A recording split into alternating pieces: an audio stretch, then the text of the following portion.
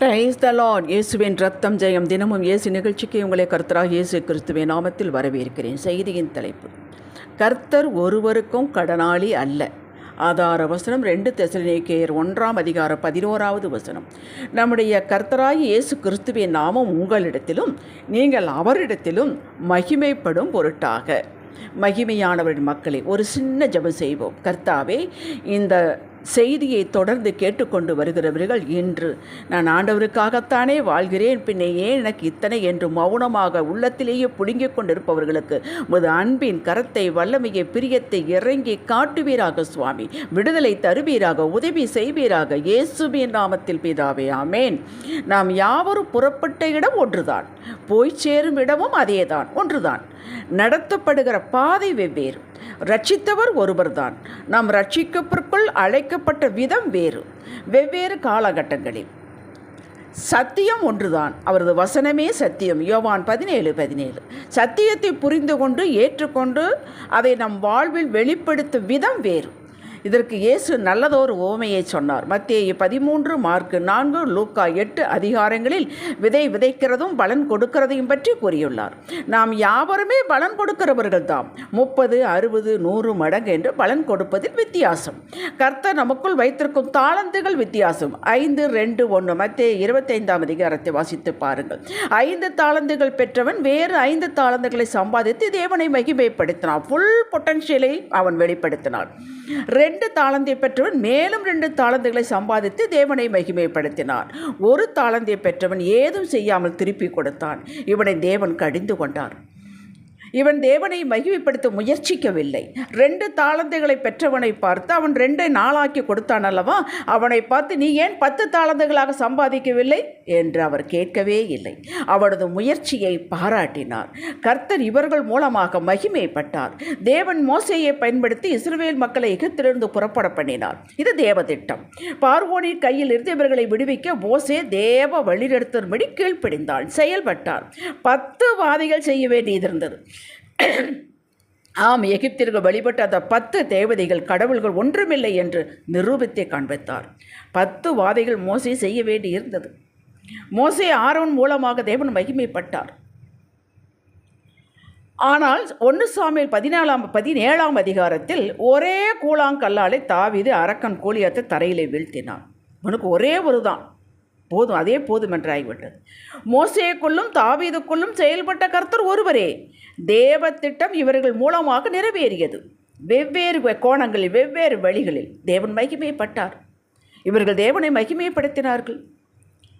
இவர்களை தேவன் தனக்கு கீழ்ப்படுத்தி நடக்கும் பாத்திரங்கள் இந்த உலகிற்கு காட்டி மகிமைப்படுத்தினார். அவர் கடனாளி அல்ல. தானியேல் 6 அதிகாரத்தில் சிங்கக்கவிக்குள் போட்டாலும் அதை பற்றி எனக்கு கவலை இல்லை என்று தானியேல் தேவனை தவிர வேறு ஒருவரையும் கடப்படுத்த மாட்டேன், வணங்க மாட்டேன் என்று உறுதியாய் நின்றார். சிங்கக்கவிக்குள்ளும் போடப்பட்டான். தானியேல் தன் உயிரையும் துச்சமாக எண்ணி தேவனை மகிமைப்படுத்தினான். தேவனும் அந்நிய நாட்டில் 4 ராஜாக்கள் ஆளுகையிலும் தானியேலே பிரதான பதவியில் நிறுத்தி மகிமைப்படுத்தினார். கர்த்தர் ஒருவருக்கும் கடனாளி அல்ல. இப்படி கர்த்தர் யாரெல்லாம் தம்மை மகிமைப்படுத்தினார்கள் அவர் மூலமாக அற்புதங்கள், அதிசயங்கள் செய்து இந்த பாத்திரங்களை மகிமைப்படுத்தினார். மகிமையுள்ளவர்களாகவே இறுதி வரை வைத்தார். ஆம், தேவன் பாரபட்சமற்றவர். அவர் ஒருவருக்கும் கடன்பட்டவர் அல்ல. தன்னை கனப்படுத்துவர்களை கனப்படுத்துகிறார். 1 சாமுவேல் 2:30. தமது மகிமைக்காகவே அவர் நம்மை அழைத்தார். நமது அழைப்பு மகிமையுள்ளதுங்க. நாம் சாதாரணமானவர் அல்ல. தேவ கிருபை பெற்ற, ஞானம் பெற்ற, தேவ வாக்குத்தத்தங்கள் வார்த்தை பெற்ற தேவ மனிதர்கள் நாம். தேவர்கள் என்று கூறுகிறது வேதம். சங்கீதம் 82:6. ஏதோ பிறந்தோம், வளர்ந்தோம், வாழ்ந்தோம், போய் சேர்ந்தோம் என்று இருக்கக்கூடாது. மகிமைப்படுத்தினேன், இன்னும் மகிமைப்படுத்துவேன் என்றுதான் தேவன் திருவுளம் பற்றினார். ஒரு காரியத்தில், ஒரு சந்தர்ப்பத்தில் நாம் தேவனை மகிமைப்படுத்துவோம் என்றால், கீழ்ப்படிந்து அவருக்காக பக்தி வைராக்கியம் காண்பிப்போம் என்றால், இதை தேவன் அலட்சியப்படுத்துவதில்லை. மேன்மேலும் வாய்ப்புகள் கொடுக்கிறார். இதற்கு கிருபையும் கொடுக்கிறார். நம்முடைய உறுதியையும் உண்மையும் கண்டபின் நம்மை மகிமைப்படுத்துவார். பாருங்க, இதை நம்மை சுற்றி உலகம் கண்டு வியக்கும், வாயடைத்து போய்விடும். கர்த்தர் ஒருவருக்கும் கடனாளி அல்ல. உதாரணமாக சொல்கிறேன், நண்பர்கள் கூடி இருக்கும் பொழுது எல்லாரும் சினிமாவுக்கு போகிறார்கள். நீங்கள் அமைதியாக விலகிக் கொண்டு வீட்டுக்கு சென்றால் கர்த்தரை மகிமைப்படுத்துகிறீர்கள். லஞ்சம் வாங்கக்கூடிய நிலை வருகிறது, பொல்லாத காரியங்கள் செய்வதற்கு வாய்ப்புகள் வருகிறது. அந்த இடத்திலிருந்து விலகிக் கொண்டு கர்த்தருடைய பயத்தோடு நீங்கள் போய்விட்டால் கர்த்தரை நீங்கள் மகிமைப்படுத்துகிறீர்கள்.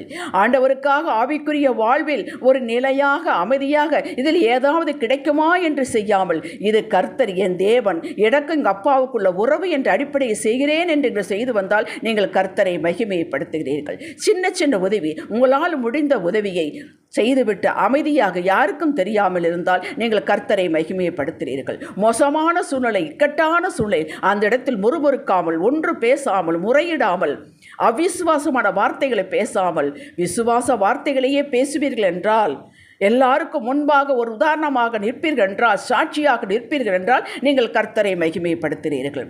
இதற்கு ஆண்டவர் உங்களை சும்மா விட்டுவிடவே மாட்டார். யோசுவா 2ஆம் அதிகாரத்தில் ராகாப் என்ற வேசி எரிகோ பட்டணத்தில் இருந்தவள். யோசுவா அனுப்பின தூதர்களை வீட்டில் மறைத்து வைத்து அனுப்பிவிட்டாள். அது மட்டுமல்ல, யெகோவா தேவனின் மகிமையும் அந்த பட்டணத்து ஜனங்களின் உள்ளத்தின் நிலைமையும் சொல்லி யெகோவாவை மகிமைப்படுத்தினாள். யோசுவா 3ஆம் அதிகாரம் 9-11 வரை வாசியுங்கள். அந்நிய தேசத்தால் ஊரறிந்த வேசி தேவனை மகிமைப்படுத்தினார். கர்த்தரின் நாமம் அவளிலே மகிமைப்பட்டது. தேவன் செய்தது என்ன? அவளை இஸ்ரவேல் மக்களின் மத்தியில் வாழ வைத்து இயேசுவின் பிறப்பின் அட்டவணையில் சேர்த்தார். ஹல்லேலூயா! கர்த்தர் ஒருவருக்கும் கடனாளி அல்ல.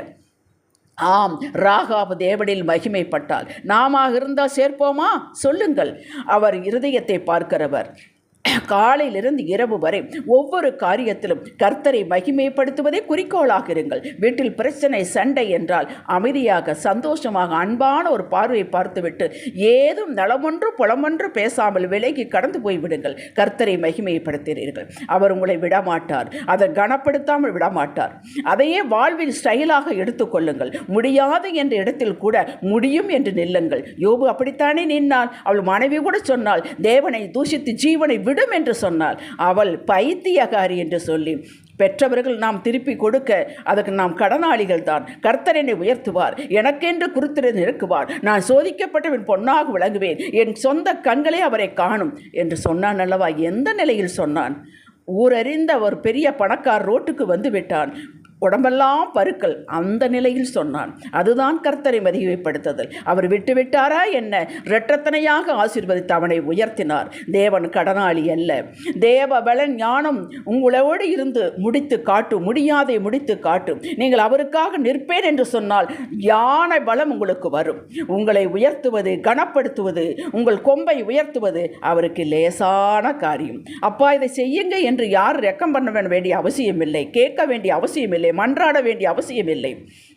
எதிரியின் கண்களும் உங்களது வாழ்வை பார்த்து பயமும் திகிலும் பிடிக்க செய்வார். உங்களை கனப்படுத்தி மகிமைப்படுத்தி அவர் மகிழுவார்.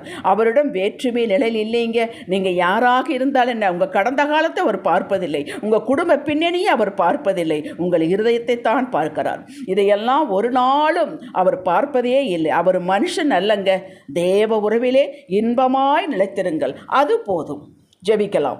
அப்பா, உங்களை மகிமைப்படுத்தி வாழவே நீர் எங்களை அழைத்தீர், ரட்சித்தீர், அன்பு காட்டினீர். இதை நாங்கள் இனி மறக்காமல் மகிமைப்படுத்தும் சந்தர்ப்பங்களை பிடித்து கொள்வோம். உங்களை மகிமைப்படுத்தி வாழ்வதில் ஆனந்தம் கொள்வோம். இதற்கு பதில் செய்யுங்கப்பா என்று கேட்க வேண்டியதில்லை என்பதையும் கண்டோம். இறுதி வரை மகிமையின் பாத்திரங்களாகவே இருப்போம். இயேசுவின் நாமத்தில் பிதாவே, ஆமேன். ஹல்லேலூயா.